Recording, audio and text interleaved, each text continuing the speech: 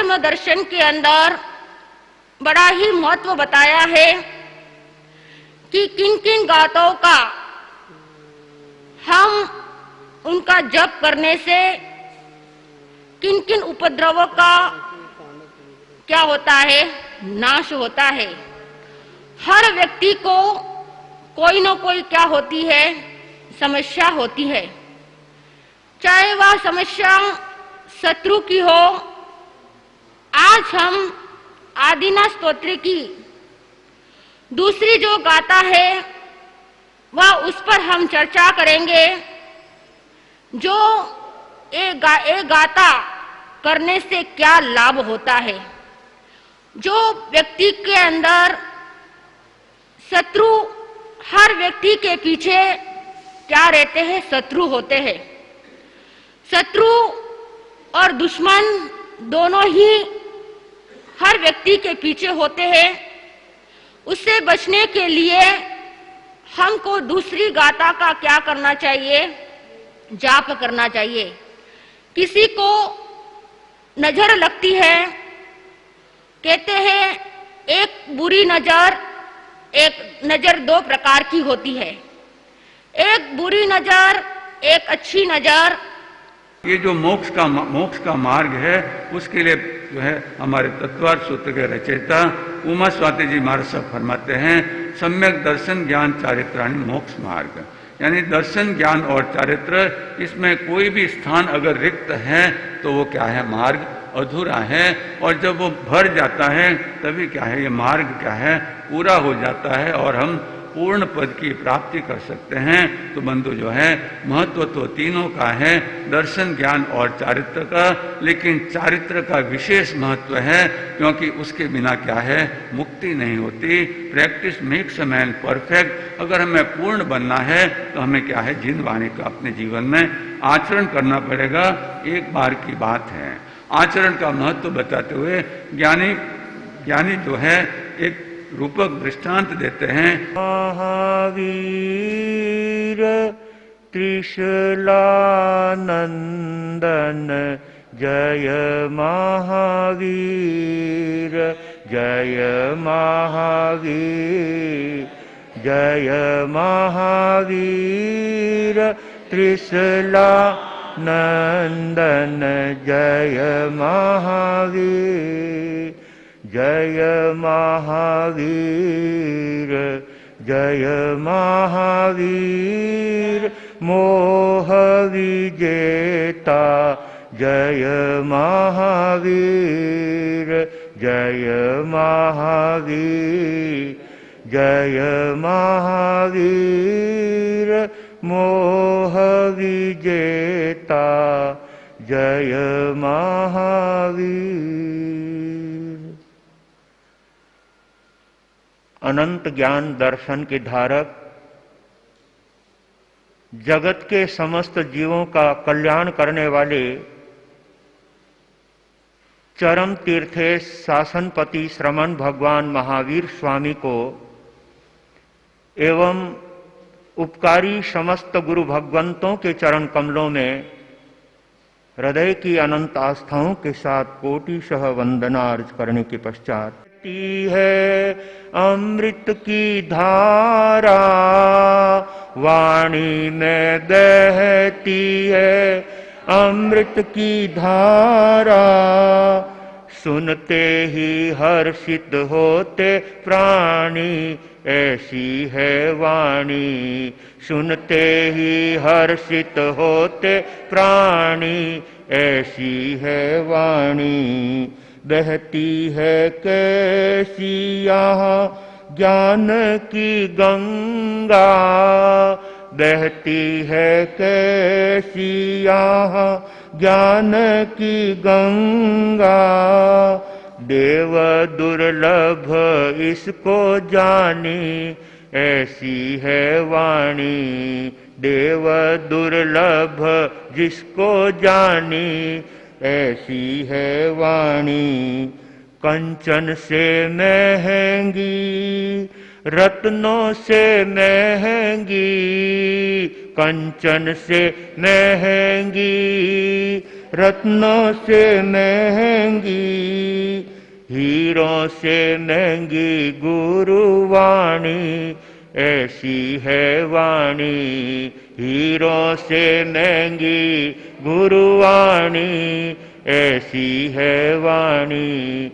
खिल जाती कलियां, खिल जाती कलियां, खिल जाती कलियां, खिल जाती कलियां, खिल जाती कलियां सुहानी, ऐसी है वाणी। खिल जाती कलियां सुहानी, ऐसी है वाणी।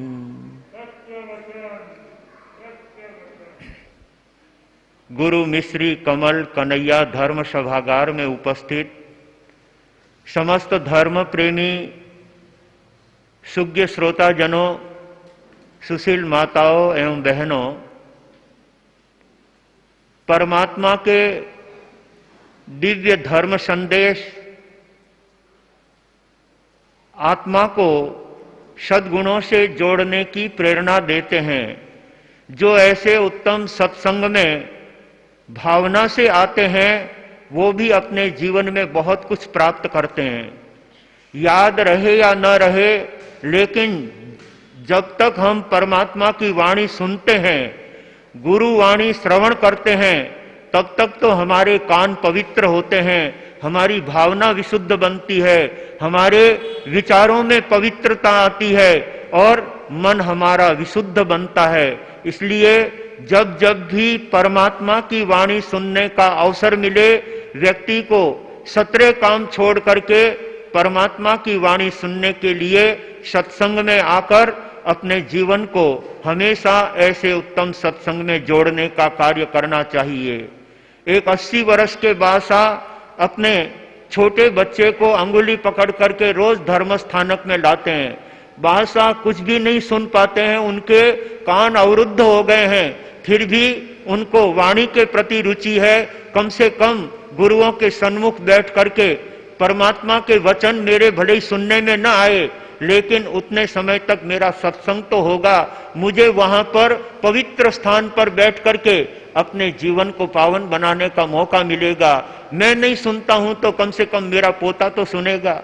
ऐसा सोच करके वो बराबर उनको साथ साथ लाते हैं। लोग पूछते हैं कि बादशाह आपको तो ढोल भी सुनाई नहीं देता है, गुरुदेव की वाणी क्या सुनेंगे? परंतु बादशाह कहते हैं मैं नहीं सुनता हूं ये बात ठीक है, लेकिन जो मेरे साथ पोता चल रहा है वो तो सुनेगा, उसके तो दिल में कम से कम अच्छे भाव बनेंगे। इसलिए अपने परिवार के सदस्यों को गुरुवाणी श्रवण करने के लिए, परमात्मा की भक्ति करने के लिए, अपने जीवन को और अपने कानों को पवित्र बनाने के लिए यदि हम भावना से वहां उपस्थित होते हैं तो महान लाभ प्राप्त करते हैं। गुरुदेव फरमाया करते थे कि जिन वाणी शुद्ध भाव से, जिन वाणी शुद्ध भाव से सुनिया जावे पाप। शुद्ध भावना से अगर हम परमात्मा की वाणी को सुनते हैं तो भी हमारे पाप धुलते हैं, तो भी हमारी आत्मा हल्की बनती है। इसलिए जिन वाणी शुद्ध भाव से सुनिया जावे पाप, उदक रहे नहीं छाब में तो किन होवे साफ। एक भाई साहब रोज नदी पर स्नान करने के लिए जाते थे और साथ में बाल्टी लेकर के नहीं जाते, एक छाबड़ी लेकर के जाते, और उस छाबड़ी को भी वो 2-4 बार पानी में डालते और वापस अपने घर चले आते नहा धो करके। कई दिनों तक ये क्रम लोग देखते रहे। एक भाई साहब ने आखिर उनको पूछ ही लिया कि साहब आप नदी पर नहाने के लिए जाते हो, इस छाबड़ी को ले जाने का क्या अर्थ है? बाल्टी ले जाओ तो उसे तो भर करके एक साइड किनारे पर बैठ करके नहा सकते हो, लेकिन इस छाबड़ी को ले जाने का क्या अर्थ है? तब उन्होंने कहा कि आपका कहना ठीक है, छाबड़ी में पानी नहीं रुकता है, लेकिन मैं जब नदी के अंदर स्नान करता हूं तो इस बावड़ी को, इस छाबड़ी को भी, इस करंडिये को भी मैं 2-4 बार उस पानी में डालता हूं और उसको बाहर निकाल लेता हूं। इससे क्या होता है कि उसमें पानी तो नहीं टिकता है, लेकिन उस पर लगी हुई रज उस पर लगा हुआ मैल वो तो कम से कम धुलता ही धुलता है। इसलिए ज्ञानी कहते हैं ठीक वैसे ही उदक रहे नहीं छाब में तो पिन होवे साफ। पानी उस छाबड़ी में नहीं रहता है फिर भी वो छाबड़ी वह करंडिया साफ तो होता ही है। इसी तरह से हम जब तक वाणी श्रवण करेंगे तब तक हमारे विचार पवित्र बनेंगे, हमारे मन अच्छा बनेगा और मन विशुद्ध बनेगा तो हमारे को बहुत आनंद मिलेगा, बहुत शांति मिलेगी। इसलिए जिन वाणी को श्रवण करने के लिए सदा उपस्थित होना चाहिए और परमात्मा की वाणी सुनकर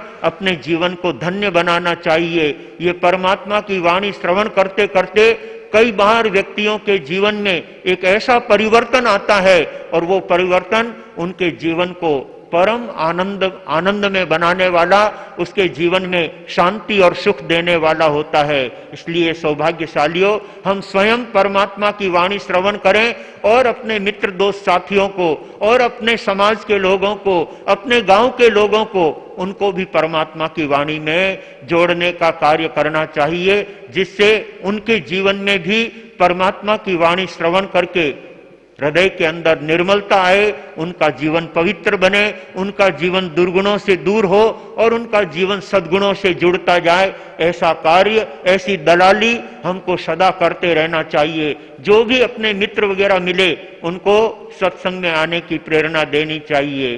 भाई बसंती लाल जी साहब ने अपने पड़ोसी को 2-4 बार कहा, तब उन्होंने भी कहा कि ठीक है, मैं वैसे ही फ्री हूं, मुझे इस समय टाइम भी मिलता है, चलो आप कहते हो तो संतों के प्रवचन में चलते हैं। ऐसे धर्म दलाली करने वाले रत्नों की दलाली करते हैं, हीरों की दलाली करते हैं, और संसार की दलाली करने वाले जो संसार के काम की दलाली करते हैं वो कोयलों की दलाली है, और धर्म की दलाली रत्नों की दलाली कही जाती है। दलाली से भी व्यक्ति निहाल हो जाता है।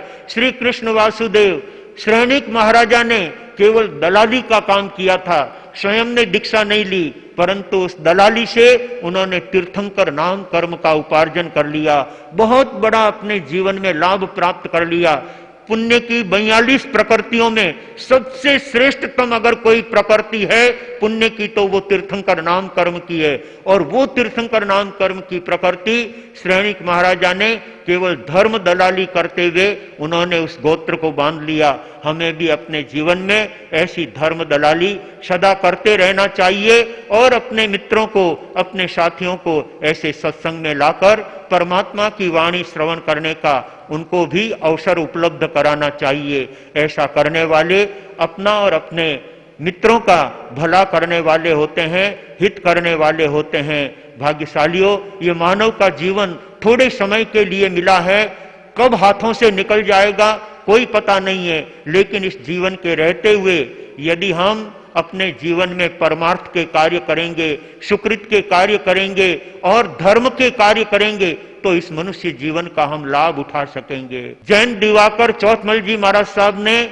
इस मनुष्य जीवन को बहुत श्रेष्ठ बताया है और इतनी कीमती इस मानव देह को बताया है कि इस देह को हम कैसे पावन बना सकते हैं। उसके लिए वो प्रेरणा देते हुए कहते हैं, महंगी मानव भव कोटड़ी परदेसी जिए लो, परदेसी जिए लो, मिली है सदर बाजार परदेसी, समय कमाई को मिलो परदेसी जिए लो, परदेसी जिए लो, तू सूतो टांग पसार परदेसी। महंगी मानव भव कोटड़ी, ऐसा उत्तम मानव का जीवन जिसको पाने के लिए देवता भी इच्छा करते हैं, देवता भी अभिलाषा करते हैं कि हमें मानव का जीवन मिले, जहां जाकर हम अपने जीवन को सद्गुणों से जोड़कर गुरुओं के चरणों में बैठकर अपनी आत्मा को निर्मल बना सकें, अपनी आत्मा को पवित्र बना सकें। सचमुच में ये चंद दिनों के लिए मौका मिला है, उसका लाभ उठा लेने वाला व्यक्ति अपने जीवन को धन्य बना लेता है। एक कवि ने बहुत ठीक कहा है, 4 दिनारी चमक चांदनी ये भी तो घट जावेला। ये 4 दिनों की चांदनी हमारे सामने है, जिसका लाभ प्रत्येक भाग्यशाली आत्मा को उठा लेना है और इस मानव देह से परमात्मा के दिव्य संदेशों को सुनकर अपने जीवन को परमात्मा की भक्ति में जोड़ने का कार्य करना है। अन्यथा बंधुओं, ये कर्म कैसे कैसे नाच नचाते हैं जो हम यहाँ पर चंदन मलियागिरी के चरित्र से, शायर और नीर के चरित्र से श्रवण कर रहे हैं, जो राज शासन चलाने वाले, लेकिन कर्मों ने उनको ऐसा धक्का दिया कि अपने राजपाट छोड़ करके, राजमहल छोड़ करके, नगर छोड़ करके और उनको जंगल की खाक छानने के लिए उपस्थित होना पड़ा। और चलते हुए कनकपुर नगरी में जाते हैं, वहां पर जैसा उनको काम मिलता है वो काम करके अपने परिवार का जैसे तैसे निर्वाह करते हैं। सचमुच में जो ज्ञानी होते हैं, जो समझदार होते हैं, वो विपत्ति के समय भी घबराते नहीं हैं। दुख से वे अपने आप में परेशान नहीं होते हैं, बल्कि उस दुख के क्षणों में भी वो शांति से जीते हुए, परमात्मा की भक्ति करते हुए उस समय को निकाल देते हैं। वो जानते हैं कि सुख नहीं रहा है तो ये दुख भी रहने वाला नहीं है। संसार के अंदर, जीवन में ये उतार और चढ़ाव तो आते रहते हैं, उसमें मुझे हताश और निराश होने की आवश्यकता नहीं। ऐसा मनोबल जिनका होता है, वो एक बार दुख के उस रास्ते को पार करके भी वापिस सुख का क्षेत्र चुन लेते हैं, सुख का मार्ग प्राप्त कर लेते हैं। ऐसी भावना चंदन राजा ने अपने जीवन के अंदर जताई थी, जो अपने यहाँ पर चरित्र के द्वारा आपके सामने बताई जा रही है। युग युग से भारत में यह अमर कहानी, धन्य चंदन राजा और मलियागिरी रानी, धन्य चंदन राजा और मलियागिरी रानी।